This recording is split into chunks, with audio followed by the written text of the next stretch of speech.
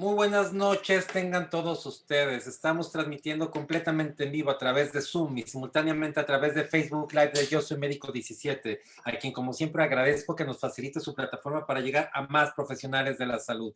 El día de hoy nos ven de Panamá, Perú, Dominicana, Estados Unidos, México, por supuesto. Como ustedes veían en la pantalla de inicio, estamos a muy pocos días del conmemorar el Día del Médico, el día viernes, y también muy cerca de poder dar fin a esta primera etapa de estos webinarios que ya cumplimos, estamos por cumplir 7 meses transmitiendo de lunes a viernes a esta misma hora.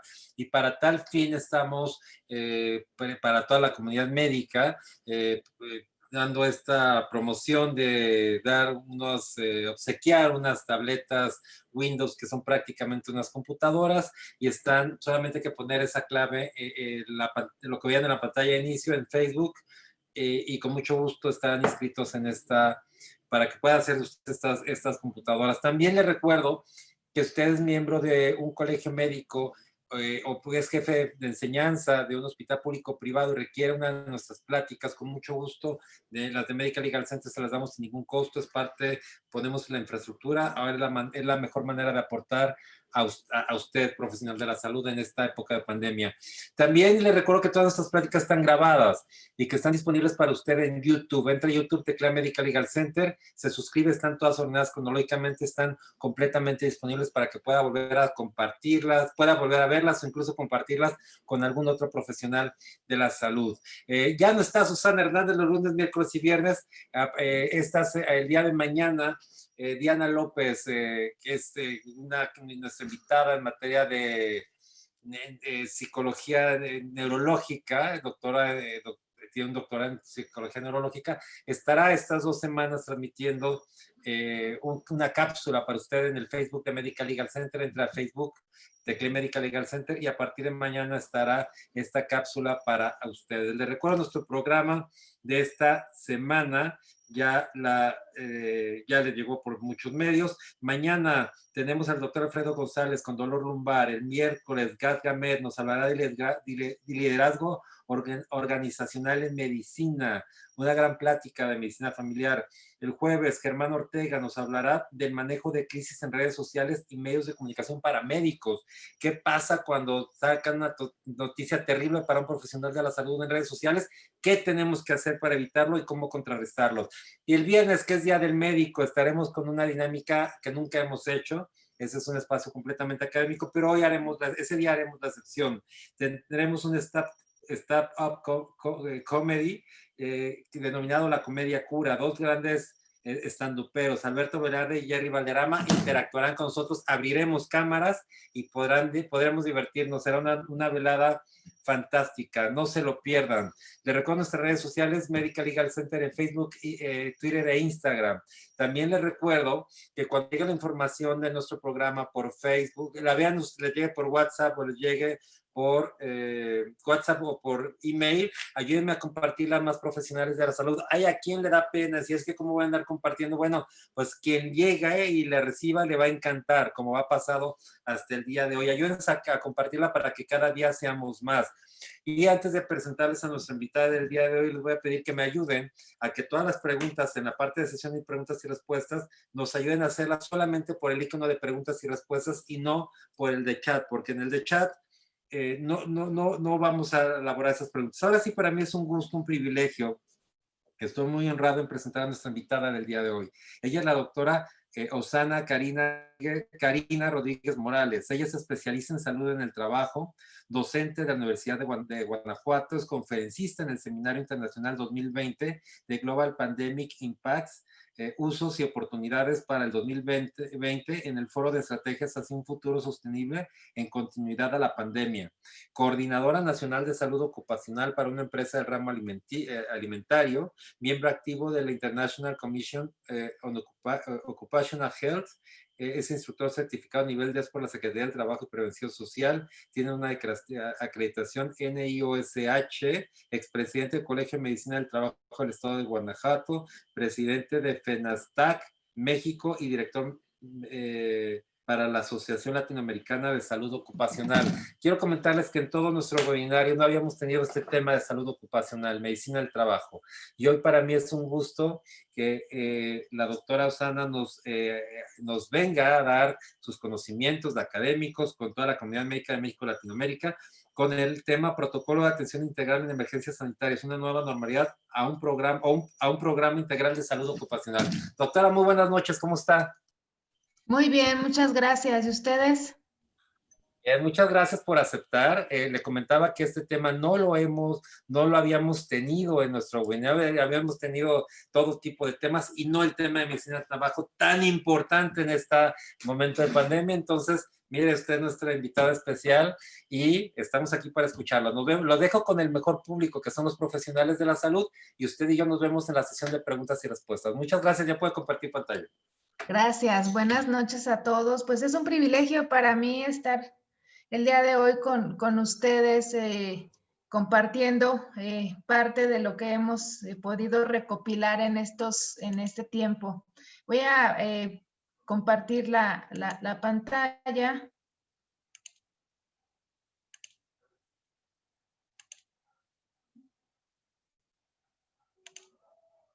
Ahí está.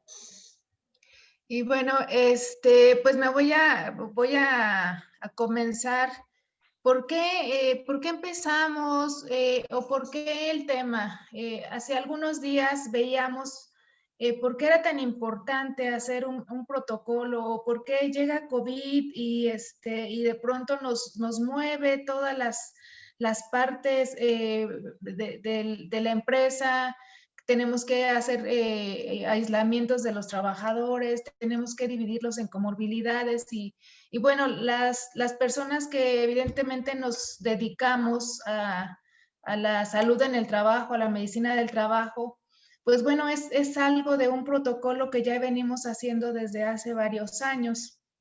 Entonces, cuando veíamos, ese es un tema que ya se dio en el Congreso Internacional, decíamos, bueno, es un protocolo ahorita, digo, no, realmente no es una nueva normalidad, es un programa integral de salud ocupacional, es algo que hacemos en el día a día, pero que ahora protocolo pandemia COVID ha resurgido o ha manifestado ese trabajo que venimos realizando los médicos de salud en el trabajo, que anteriormente se llamaban médicos de empresa.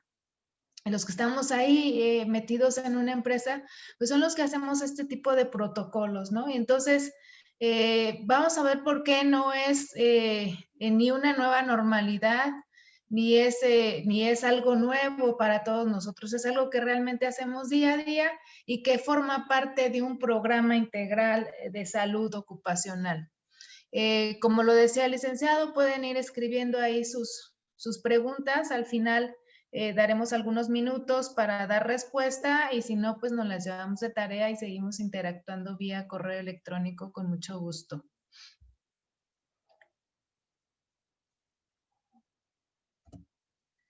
Y entonces, pues bueno, llega el protocolo o llega COVID y nos dicen, bueno, tienes que hacer un programa, un protocolo de contingencia sanitaria y todo el mundo, si no estaban muy adentrados en esta información, pues ¿por qué no otro programa, otro protocolo, más trabajo, etcétera? No, realmente no. Ya desde mucho tiempo y realmente está plasmado en el Reglamento Federal de Seguridad y Salud en el Trabajo, en el artículo 48 para la prestación de servicios de seguridad y salud en el trabajo, dice que los patrones deberán de contar con un diagnóstico de seguridad y salud en el trabajo.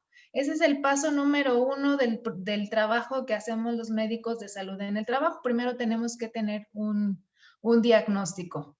Derivado de ese diagnóstico, nosotros emanamos o emana de esa información un programa de salud y seguridad en el trabajo, de acuerdo al diagnóstico.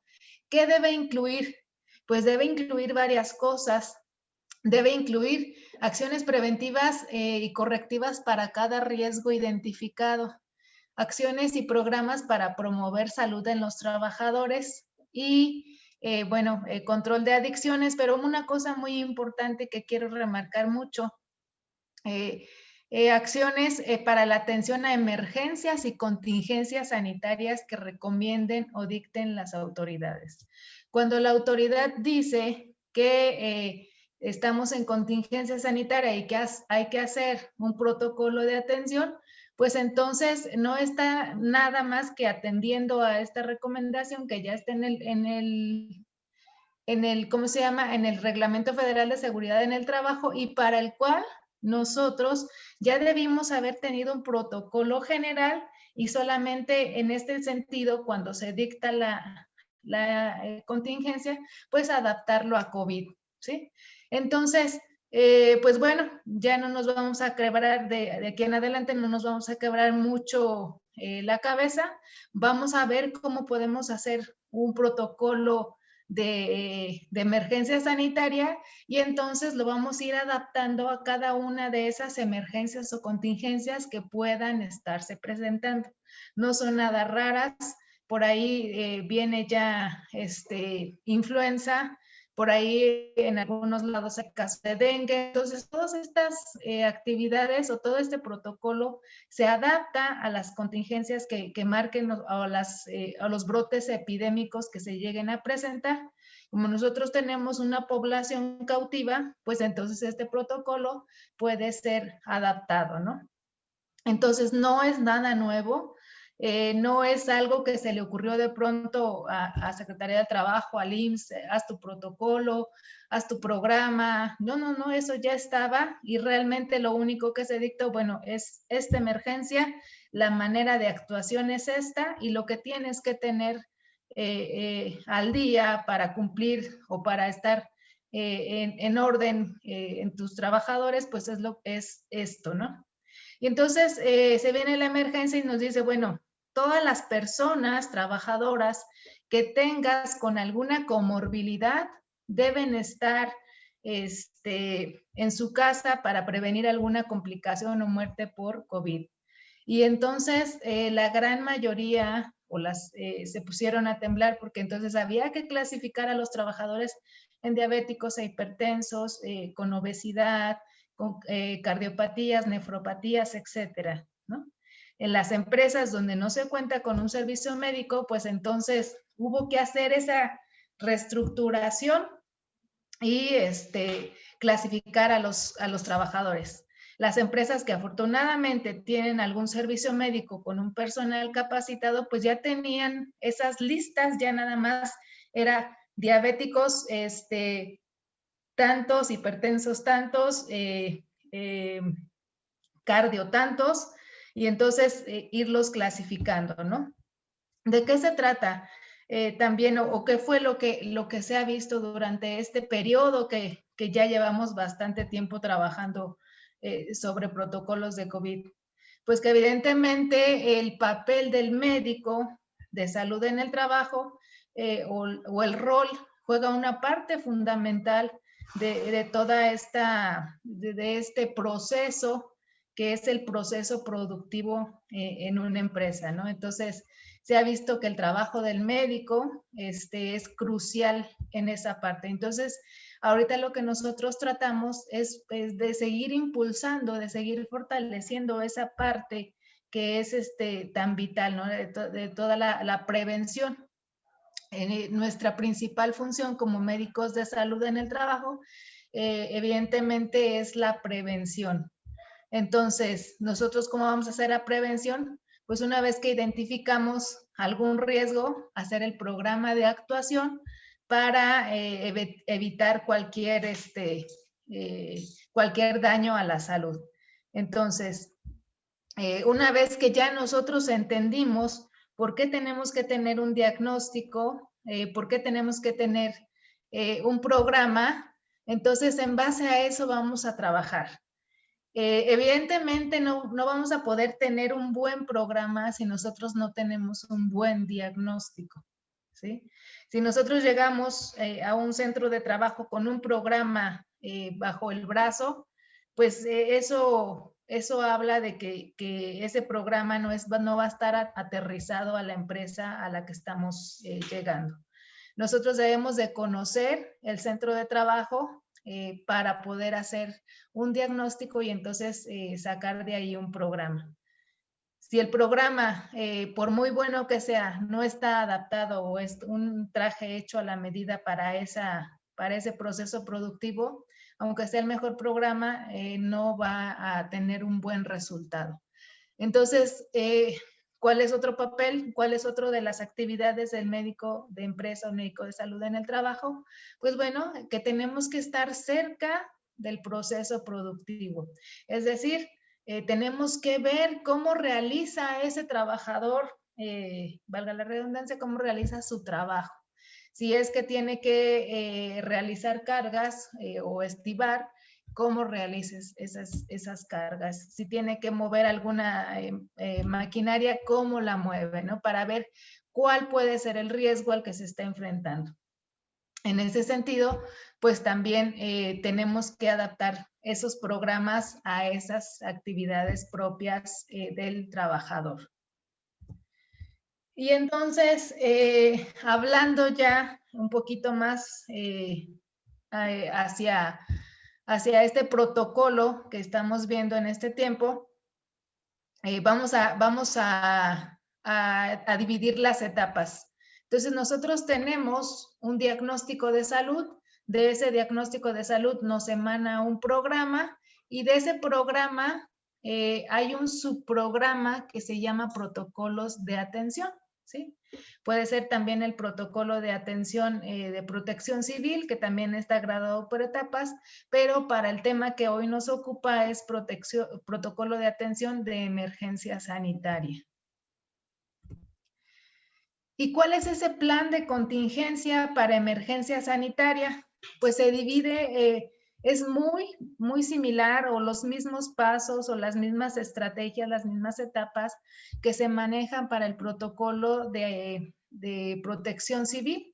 Hay una etapa pre, que es antes de que suceda toda esa situación de caos o de siniestro, etcétera.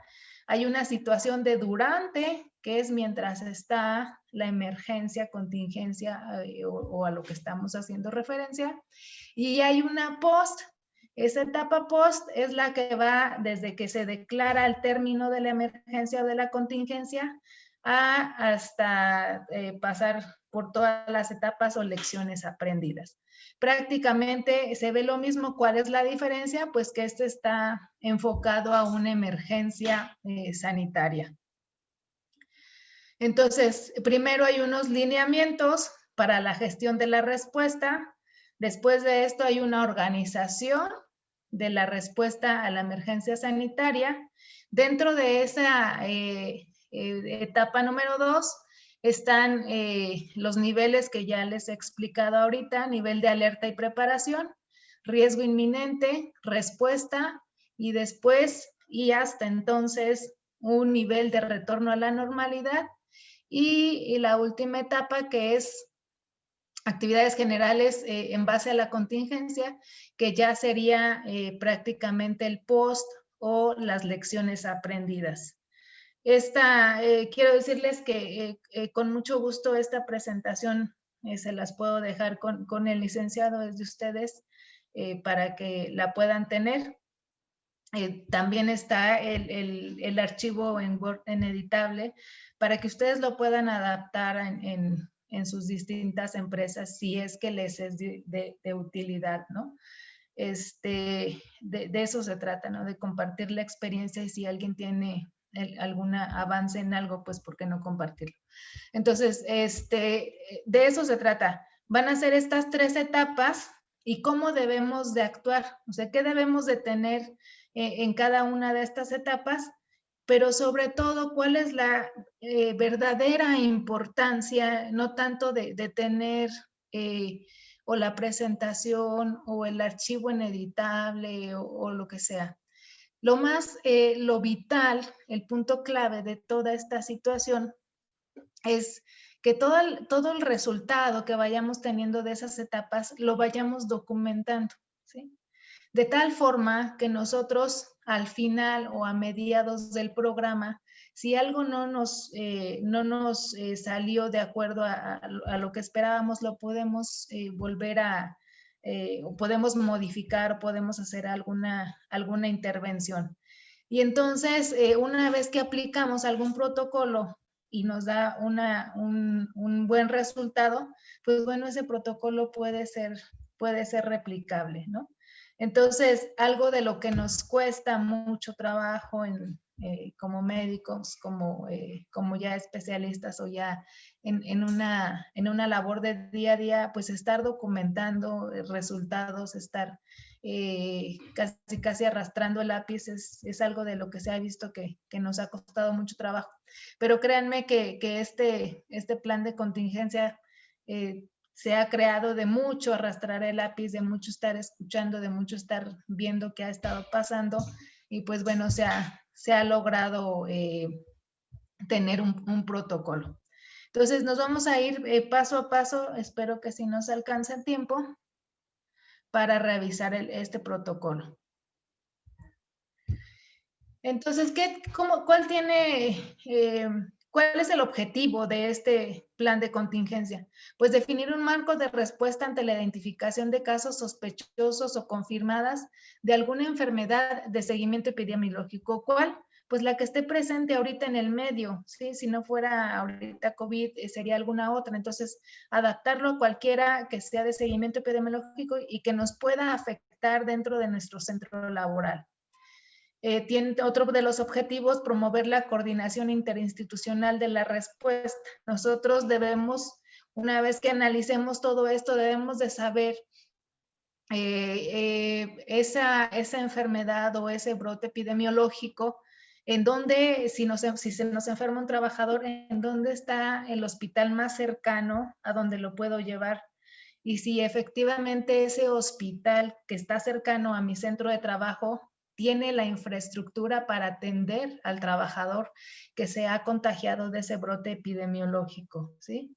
Esto ha sido tan vital que ahora con los seguros de gastos médicos vemos que a lo mejor tenemos el seguro de gastos médicos, pero nuestro seguro no nos cubre ante ese brote epidemiológico, ¿no?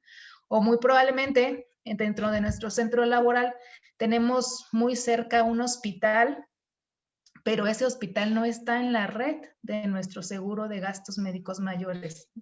Entonces debemos de saber que si ese hospital está cerca, si ese hospital está dentro de la red del seguro de gastos médicos mayores y si ese hospital que está dentro del seguro de gastos médicos mayores cuenta con la infraestructura para atendernos de ese brote epidemiológico, ¿no?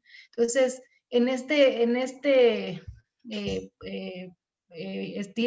busca información, tenemos que darnos cuenta de todo eso aplicando este protocolo.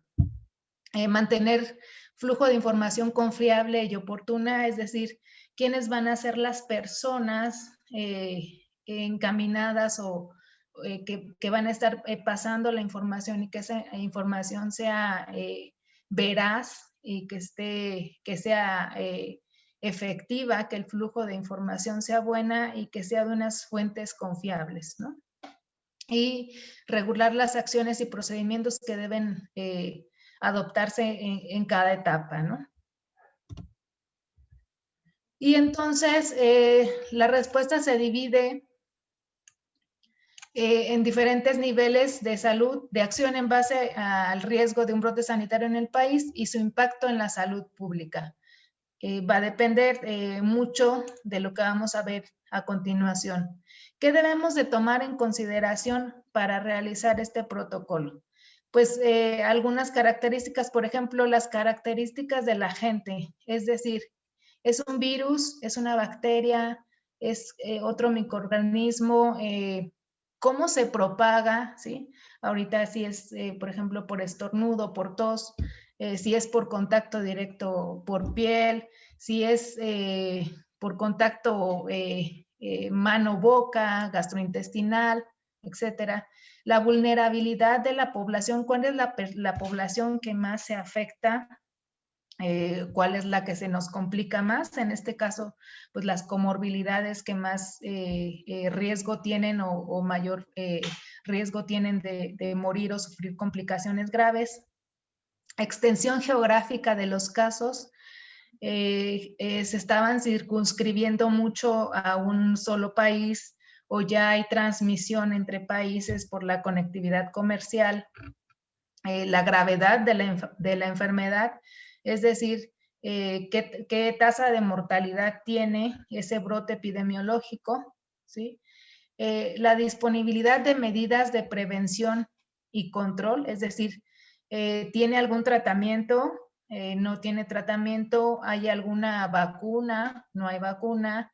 La infraestructura de los hospitales, etcétera. Y las recomendaciones que dicte la Organización Mundial de la Salud para prevenir y controlar ese brote epidemiológico por el cual estamos realizando el protocolo. Entonces, este es el previo que nosotros debemos de hacer cuando identifiquemos algún brote epidemiológico o cuando los niveles de alerta nos digan que podemos ser susceptibles de ser alcanzados por ese brote epidemiológico, ¿no? Entonces, una vez que veamos, como dice la frase, ¿no? Cuando veas las barbas del vecino cortar, pon las tuyas a remojar. Cuando veamos que ya está presente una situación de esta, pues empecemos a buscar todas estas características para ya el momento que pasemos a la siguiente etapa, como lo vamos a hacer ahorita, ya tengamos información acerca de cómo vamos a actuar.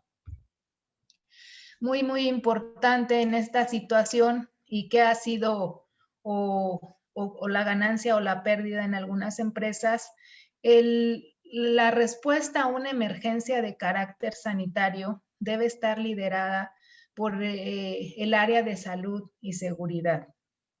Se debe de conformar un grupo multidisciplinario dentro de una empresa para ese grupo, pero siempre debe estar liderado, siempre debe estar ahí presente el profesionista de seguridad y salud. ¿Por qué? Porque es el que sabe cómo se comporta esa situación sanitaria y sabe también muy bien las características de la población trabajadora de ese centro de trabajo, ¿no? Sabe las características, cuáles son los grupos de riesgo, cuántas personas tenemos, etcétera. Entonces, siempre debe haber en ese grupo, en ese equipo o en el staff del grupo de emergencia sanitaria debe estar siempre el responsable del área de la salud y la seguridad. Y si es el médico quien lidere este proyecto, mucho mejor.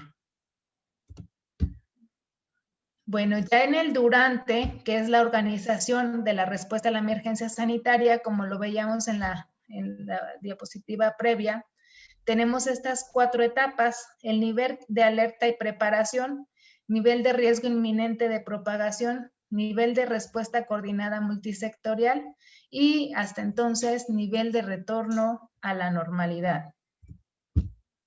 ¿De qué se tratan cada uno de ellos? En el nivel de alerta y preparación corresponde a una situación en la cual está en otras sitios, en otros, ¿cómo se llama?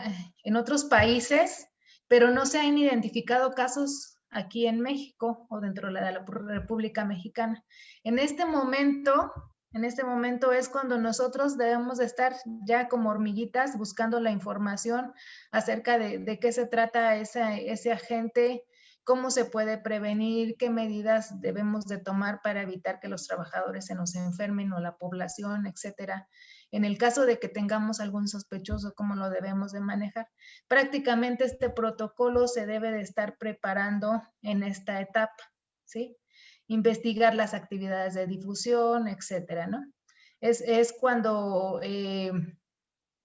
si hubiéramos estado en ese momento, este protocolo se hubiera tenido que estar haciendo en enero aproximadamente de este año, máximo febrero, que ya habían los primeros casos en Wuhan, etcétera, y que pudiera existir la posibilidad de que hubiera casos en México, ¿no? Entonces, en ese momento se empiezan a preparar todas las actividades, se empieza a investigar, se empiezan a ver todos los protocolos, etcétera, por si nos llega. Entonces, traspolándolo sería más o menos esa situación.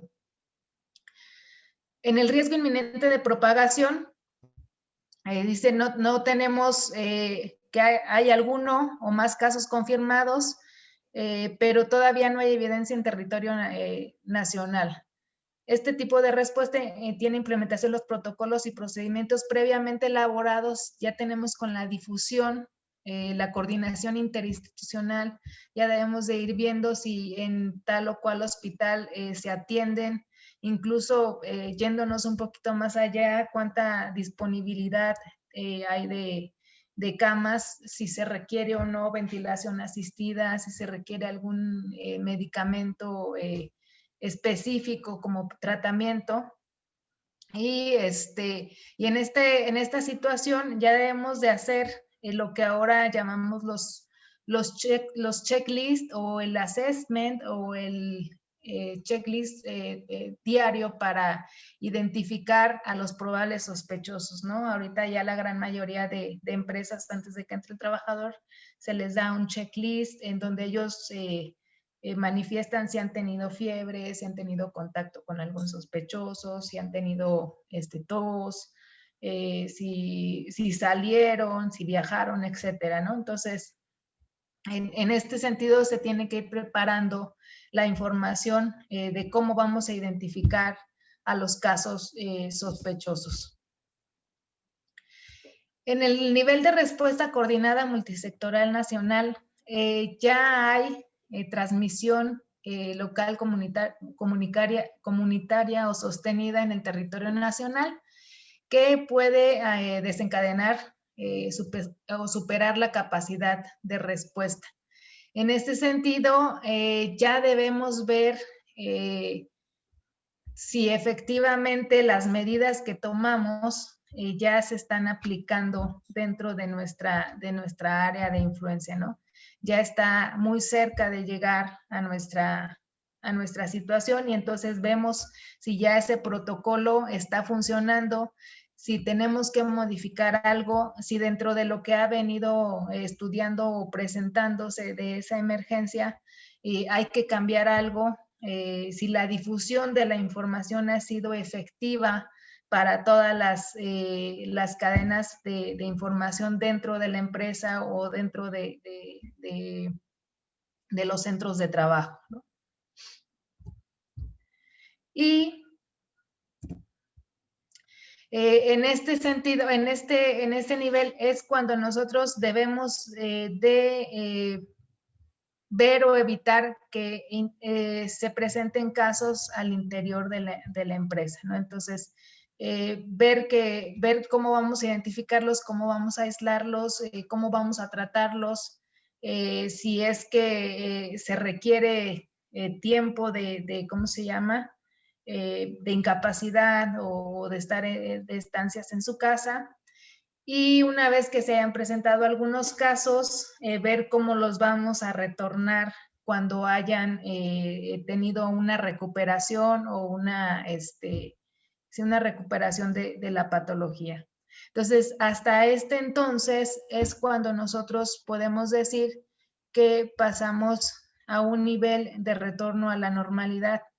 ¿Cuál es el nivel de retorno a la normalidad? Es en el que corresponde en el estado en que las autoridades a nivel nacional o a nivel local dan por terminada la contingencia sanitaria y se reanudan las actividades laborales.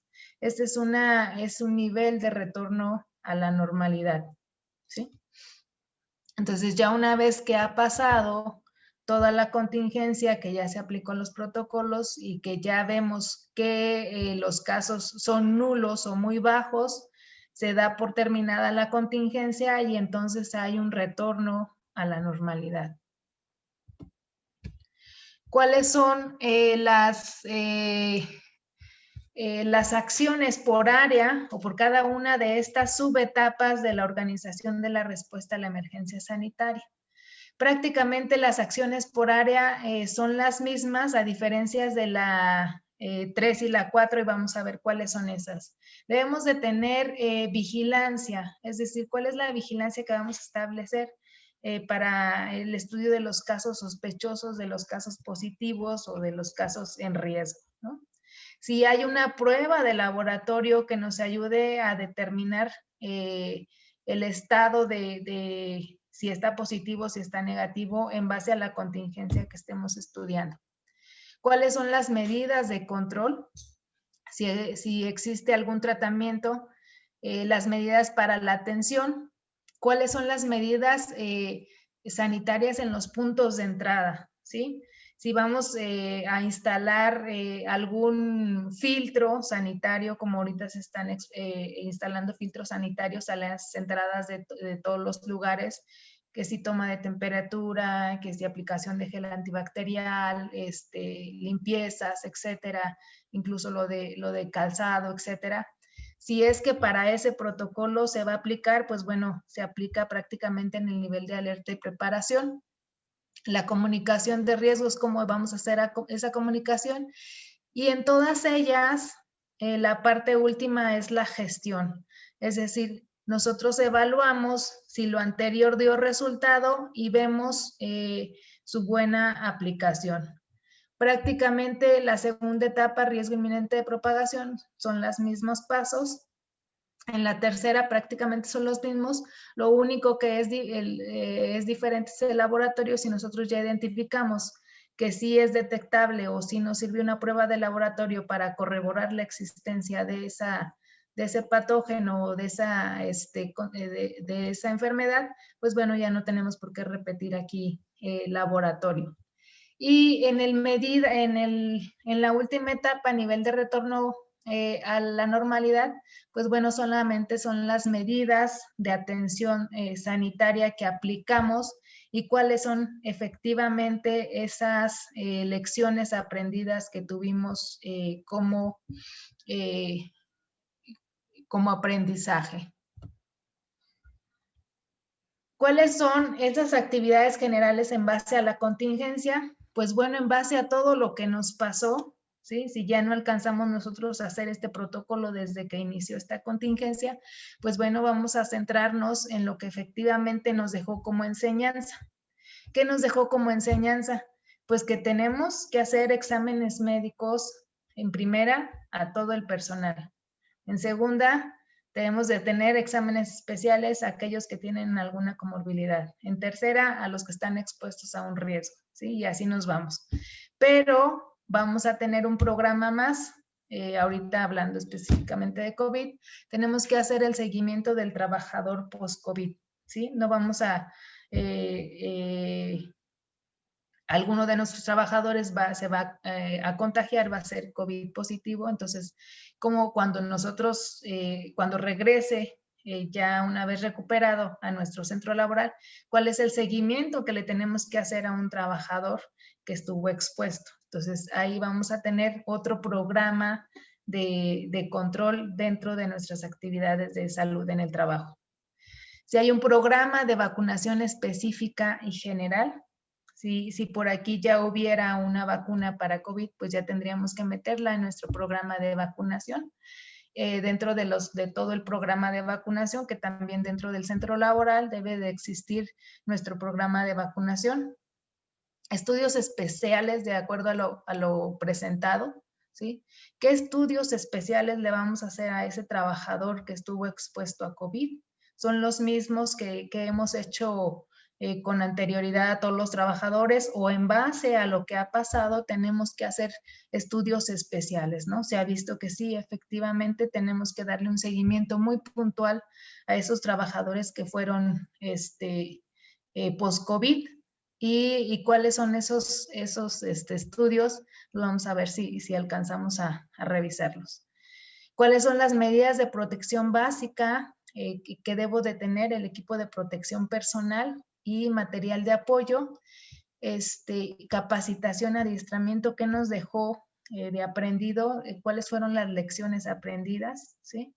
Muchas de las lecciones aprendidas es el uso correcto del equipo de protección personal, porque se vio, nos dejó muy claro que de pronto no sabemos utilizar un cubrebocas o una mascarilla, o no sabemos cuál mascarilla sí nos sirve para qué grupo de riesgo o no. Ok, ¿cuáles son las etapas del control en el trabajo? ¿Sí? Tenemos cuatro etapas. Recuerden que el equipo de protección personal es el último bloque que nosotros utilizamos.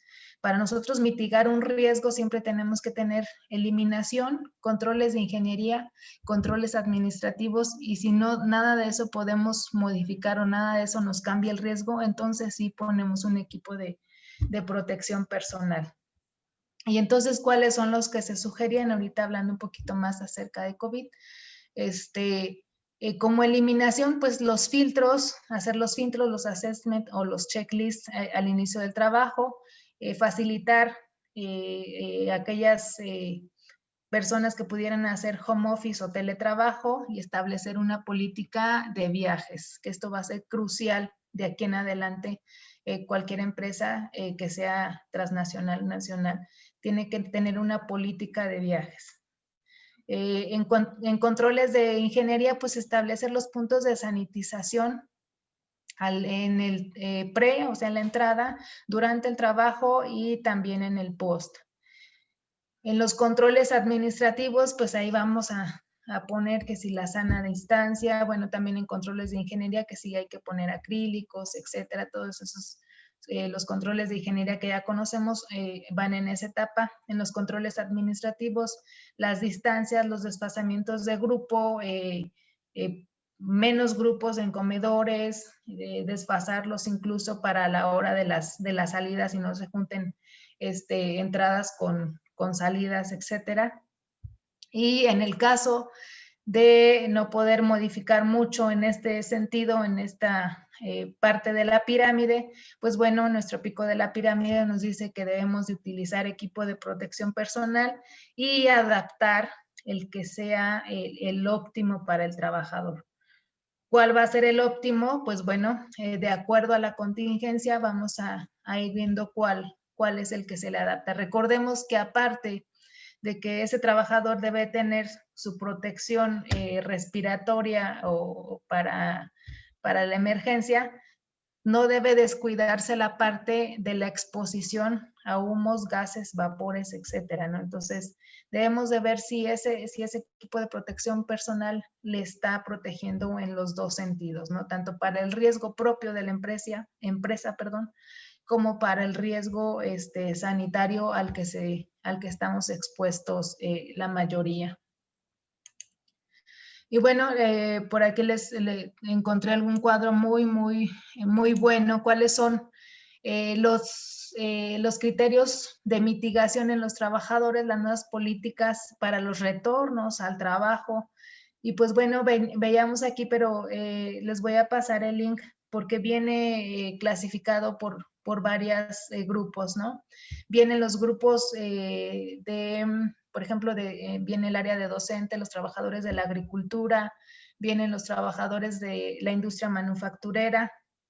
¿Cuáles son los puntos que debamos tener muy clave? Por ejemplo, aquí las limitaciones de las interacciones, el espacio físico.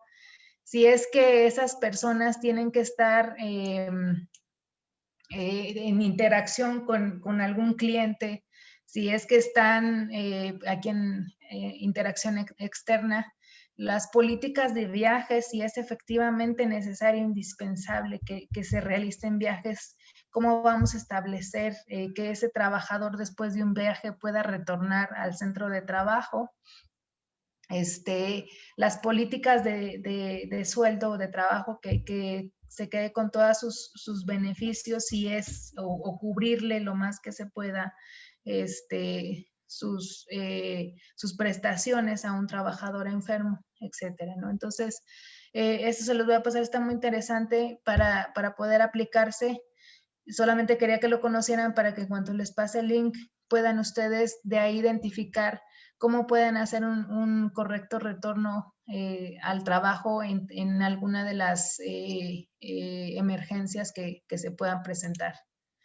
Y bueno, bien en ese sentido, en las plantas de manufactura, cuál es el factor de riesgo, si están muy cerca, si tienen mucha proximidad, y va desde alto, medio y bajo, ¿no?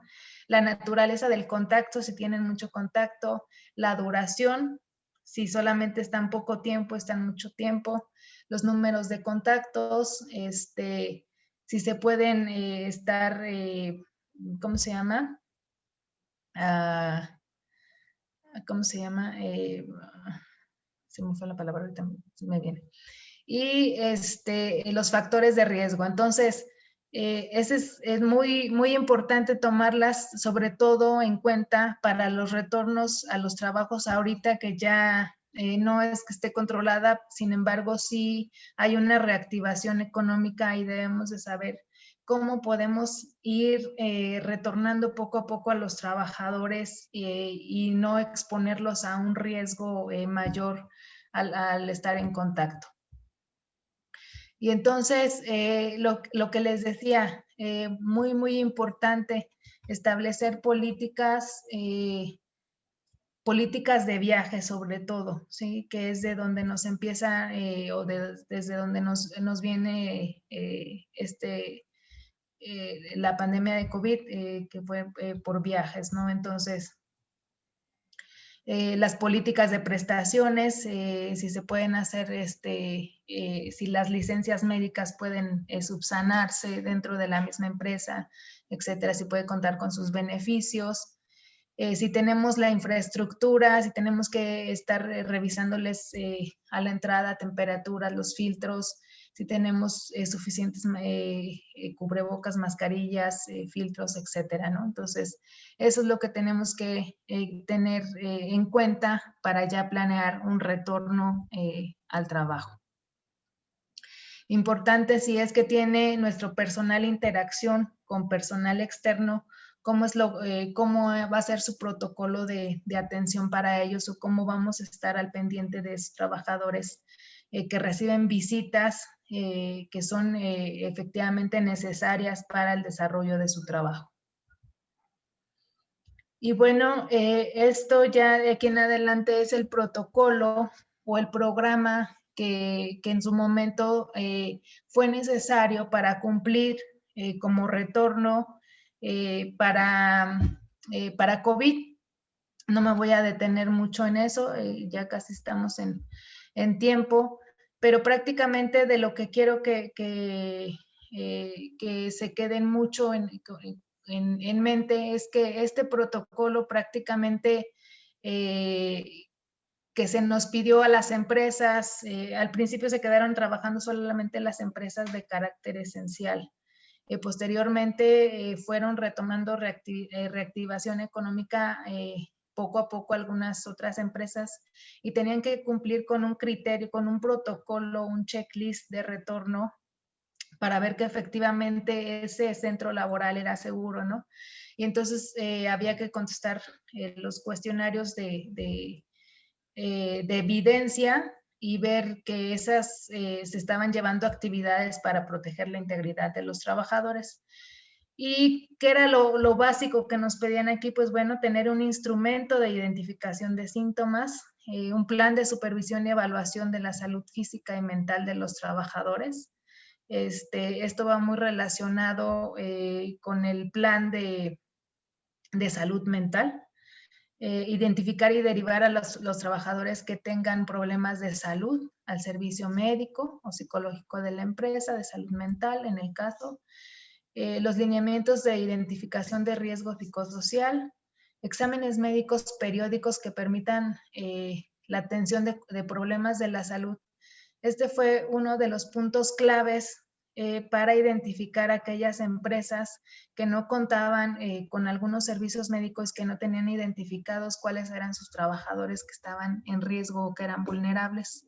Entonces, obviamente, si no los tenían, pues no tenían los exámenes médicos. De ahora en adelante, pues debemos de contar con esos exámenes médicos y con qué periodicidad debemos de revisar a nuestros trabajadores que padecen diabetes, hipertensión, que tienen alguna cardiopatía y estarlos revisando dentro de los servicios médicos.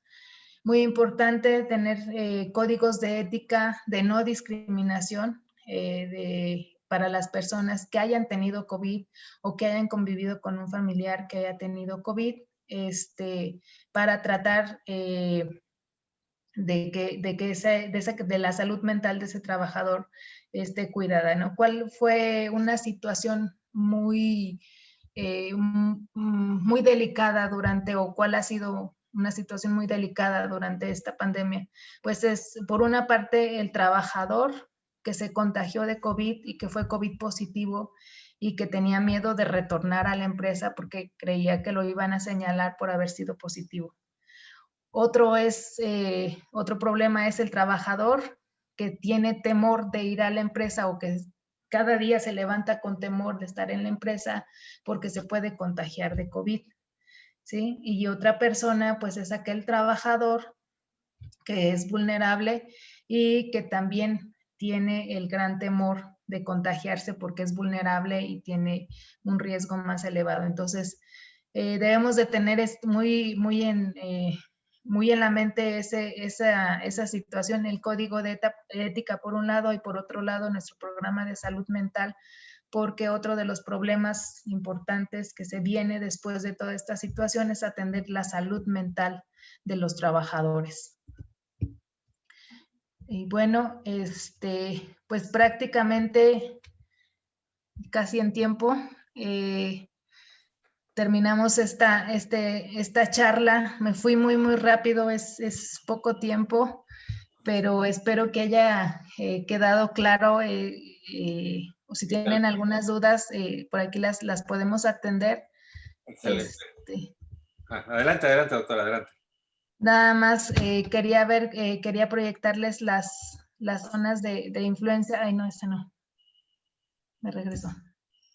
Las zonas de influencia de FENASTAC y pues bueno, estoy atenta a sus dudas, comentarios. Doctora, increíble, felicidades. Nos encantó la plática, hay muchas preguntas. Yo quiero hacer una pregunta, me gustaría hacerle una mía. Doctora, usted comenta el tema de los protocolos de viaje. ¿Cuál es la recomendación para hacer un protocolo de viaje para una empresa en donde hay muchos viajeros? Sí, uno de los principales protocolos de viaje, bueno, lo que hacemos es estandarizar primero qué tipo de viaje es, ¿no? Si es necesario o es indispensable que lo haga, y si es vía terrestre o vía aérea. Si es vía terrestre, pues necesitamos decirle al trabajador casi ABC, ¿no? ¿Cuál va a ser tu manera en dónde puedes cargar gasolina? No te pares en este tipo de tiendas. Si te paras, bájate con tu kit de atención sanitaria, de emergencias, etcétera, ¿no? Pero sobre todo si va a ser un viaje vía aérea, lo que nosotros recomendamos es que posterior a ese viaje se quede en un periodo de cuarentena o de observación para ver si presenta alguna sintomatología. Si después de ese periodo de viaje no presenta sintomatología, se ve la posibilidad de reintegrarlo a su área. Si presenta algún síntoma, pues bueno, entonces se va a otro programa que le llamamos el de los aislados o cuarentena. Oiga, qué bien. Yo acabo de hacer un viaje y la verdad, doctora, a pesar de que llevaba mis notas de qué tenía que hacer y que no, de repente estaba tan cansado que me quedé dormido en el avión y cuando me desperté, seguramente violé todas las reglas, toqué o algo, me quité Realmente es muy difícil acostumbrarse a estos nuevos cambios. Hay más preguntas. Doctor Clemente Barrera, doctora, ¿me ayudaría a dejar de compartir pantalla para que nos vea la gente ambos? Estos protocolos son excelentes. El doctor Clemente Barrera, ya que después del diagnóstico en la empresa y detectadas las fallas, se realiza una verdadera medicina preventiva. como son los accidentes de trabajo y en este caso la pandemia, para evitar los contagios por medio del protocolo y se traducen en enormes ahorros económicos. María López dice, para su detección oportuna, ¿cuál prueba es más confiable, PCR o la toma nasofaringea? ¿Y a qué le llamamos normalidad? Sí, nosotros, bueno, el estándar de oro para diagnóstico de COVID es la PCR, la nasofaringea, ¿no? Independientemente que haya algunas pruebas rápidas, la prueba, el estándar de oro es la PCR.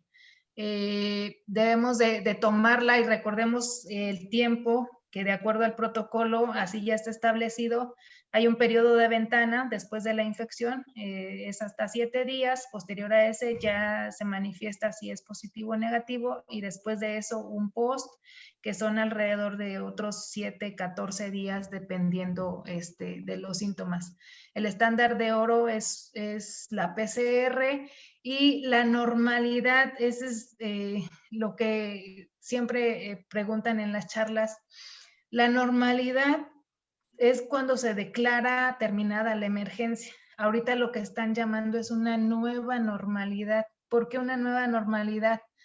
Porque ya no vamos a poder regresar a lo que estábamos viviendo anteriormente, o sea, ya no vamos a poder regresar a estar todos Cubrebocas, juntos, ¿cómo se llama? a no usar cubrebocas. A no usar cubrebocas, etcétera, todo ese tipo de cosas. Ya nos había pasado y por ahí encontré un periódico creo que es, no recuerdo, la etapa de influenza, en donde también nosotros traíamos cubrebocas y hubo una detención de actividades, pero solamente fue una semana. Sí, y no aprendimos en ese momento también, y vi el periódico porque decía, lávate las manos, ponte cubrebocas, no saludes de beso, etcétera, etcétera. No aprendimos, llega COVID, si nosotros hubiéramos ya aprendido a hacer ese protocolo durante esa epidemia, ahorita nos hubiera ido mejor, probablemente, tampoco no. Es muy diferente, el virus de la influenza no es tan mortal como ahora COVID, ¿no? Pero doctora, hay muchas preguntas, entonces vamos a ir rápido. Carlos Staff, dentro de los grupos de trabajadores sin un protocolo como el que menciona, ¿qué beneficios tendría la creación de comités de trabajadores en diferentes departamentos, definidas con muy buenas, muy buenas funciones definidas? clasificar a los trabajadores por departamentos. O la creación de comités de trabajadores en diferentes departamentos. Ay, es muy buena, no es muy buena porque si tienen líderes por cada grupo de trabajo es más fácil la comunicación. Y recuerden que esto de la comunicación, entre más fluya, más rápido, mucho mejor se puede trabajar. Exacto. El doctor Basurto, está demostrado que algunos pacientes tienen serias secuelas en área pulmonar. ¿Le ha tocado clasificar a algún paciente con enfermedad profesional por el riesgo de contagio dentro del área laboral? No, aún no. Solamente los que están por enfermedad profesional son los propios trabajadores del IMSS, a los cuales ya se les está dictaminando, pero trabajador de otra área, no. Gabriela Medina, ¿se aplican igual para los trabajadores en resguardo? ¿Cuál? Las medidas, quiero suponer. Pues no, porque no están los que No están... están en planta, sí, están haciendo home office. Para ahí hay otros protocolos que cuando gusten, si quieren, los vemos las medidas de teletrabajo, con mucho No, gusto. pues, doctora, pues ya pónganos fecha para atenderla, ya es urgente. Emma Leiva, y muy integral su presentación. En casos de personal que laboran con solventes, contaminantes tipo polución por hongos, como personal de tintorerías, lavanderías, museos, talleres artesanales de joyería, ¿cuáles serían los documentos legales, oficiales, sanitarios de protocolo enfocado a esta pandemia en fase de rebrote sindémico?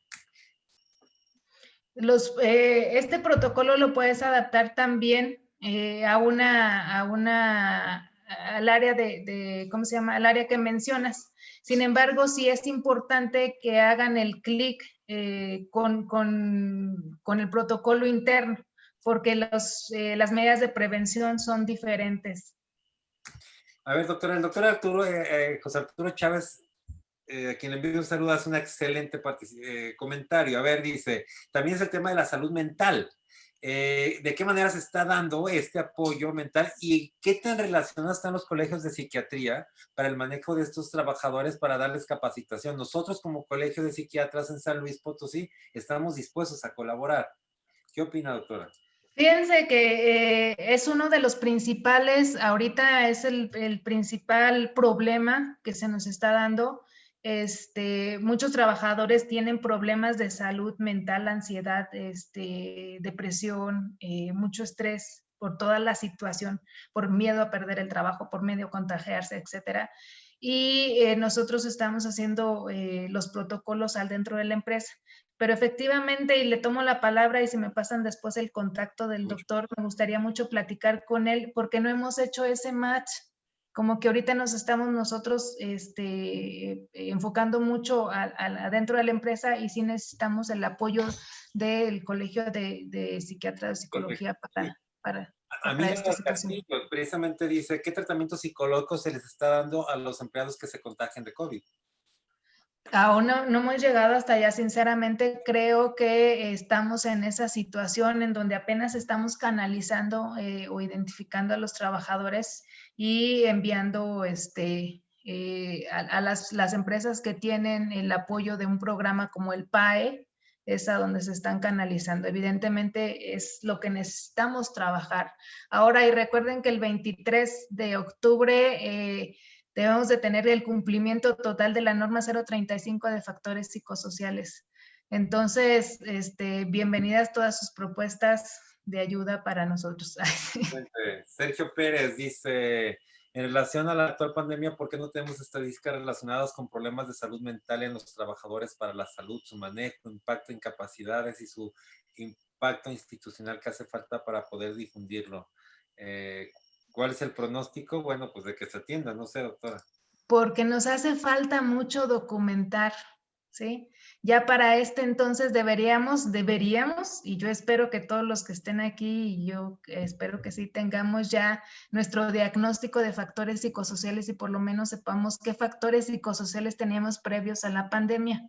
Sería muy importante hacer el diagnóstico psicosocial ahorita para ver qué factores se agregaron con la pandemia. Y entonces ahí por eso establecer con base a esos dos resultados, establecer un programa de trabajo de salud mental. Muy bien, Pero doctor. sí nos hace falta muchísimo en salud mental. Doctor Francisco Reyes, ¿en qué momento debe dejarse de usar los equipos de protección personal para ingresar a procedimientos quirúrgicos, tomando en cuenta que trabajamos al lado de compañeros que laboran en 2 o hasta 3 hospitales?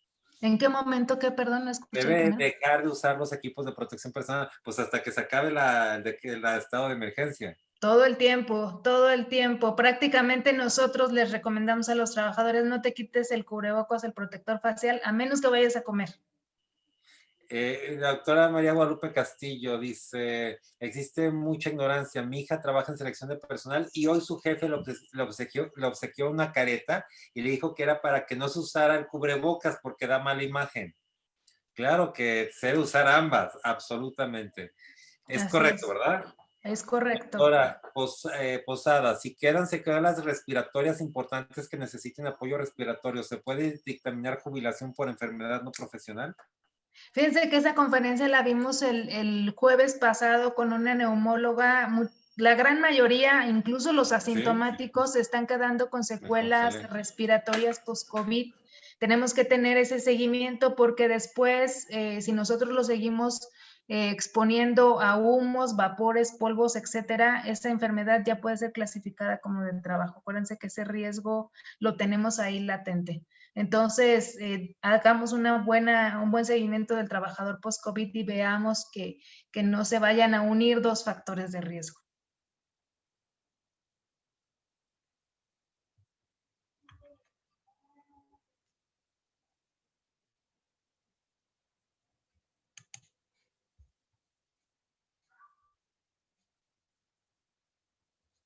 No sé si ya no me escuchan. Se quedó.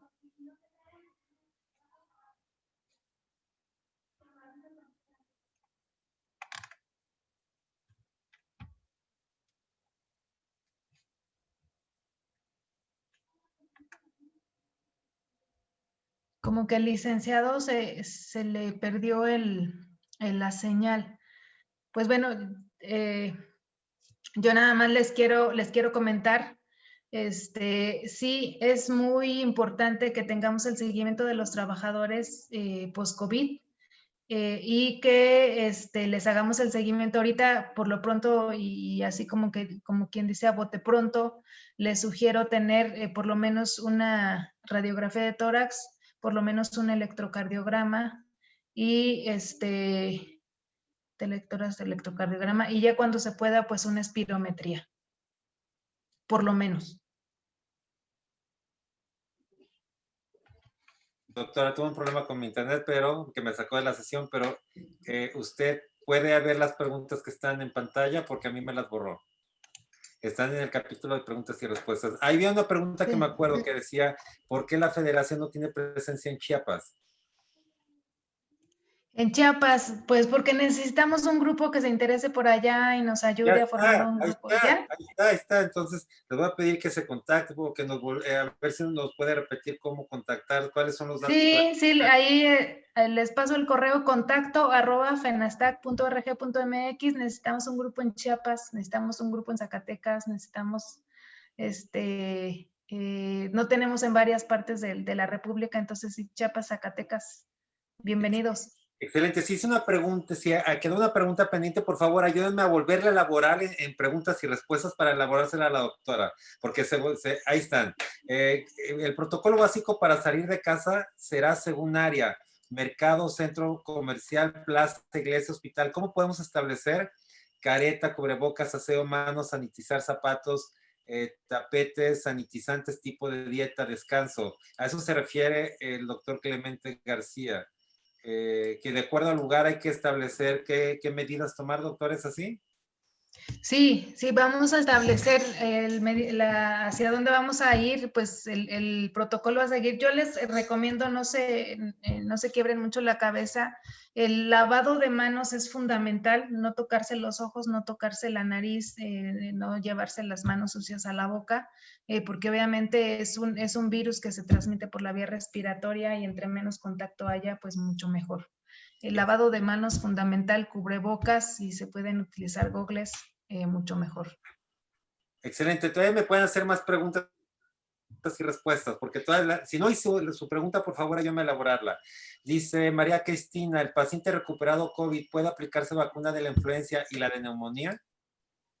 Sí, ahorita se les pide a todas las, con mayor insistencia a los trabajadores vulnerables o a aquellas personas que tienen diabetes, hipertensión, etcétera, y a los post-COVID que se vacunen para evitar alguna complicación. Todavía no sabemos si puede haber reinfección. Nosotros creemos que sí, porque ya hemos visto algunos casos o de reinfección o de COVID prolongado. Entonces, disminuyamos los factores de riesgo aplicando vacuna de influenza.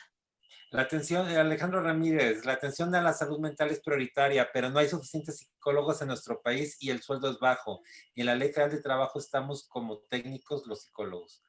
Bueno, pues sí aparecen como con licenciatura, no como área técnica, pero